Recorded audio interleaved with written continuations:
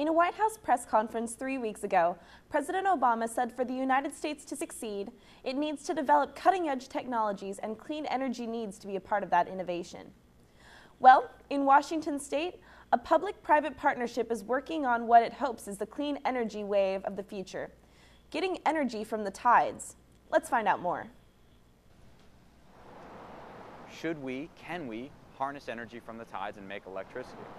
Well, essentially how this type of tidal energy works is just like freestanding underwater windmills. This type of tidal energy is very new, so really it's only been within the last handful of years that equipment like this has gotten into the water anywhere in the world. Folks would suggest that tidal energy today is where wind was maybe 20 years ago.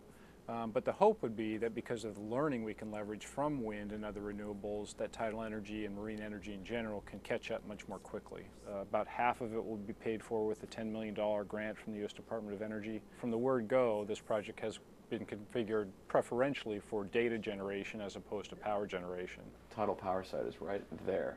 There don't seem to be at this point any showstoppers. We've been collecting data at the site for almost 3 years now, and largely what we've been doing is oceanographic in nature. We're trying to understand how strong are the currents. 8 knots, 8.5, almost 9 knots. It's very strong. In oceanographic terms, that's a very strong current, equivalent to a very fast moving river. How much underwater noise is in the area? What is the bottom type? What's the seabed composed of? What's the marine species that's present? All of which goes to inform the best practices for potential of tidal energy power generation.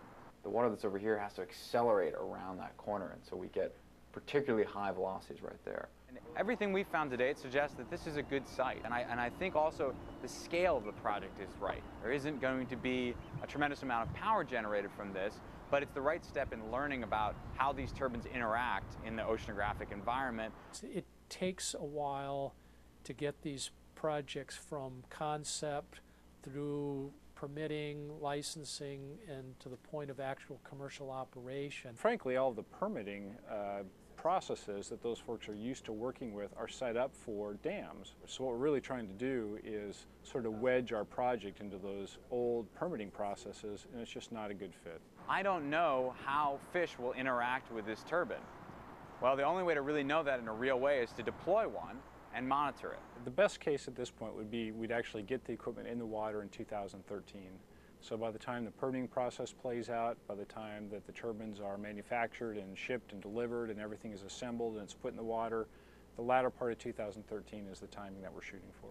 And the opportunity for clean, renewable energy that's both local and predictable is a pretty strong combination. My optimistic look would be generating resource located right here in our backyard that no one, for the most part, ever sees. They just sit down there quietly generating clean, renewable energy. Dam breach?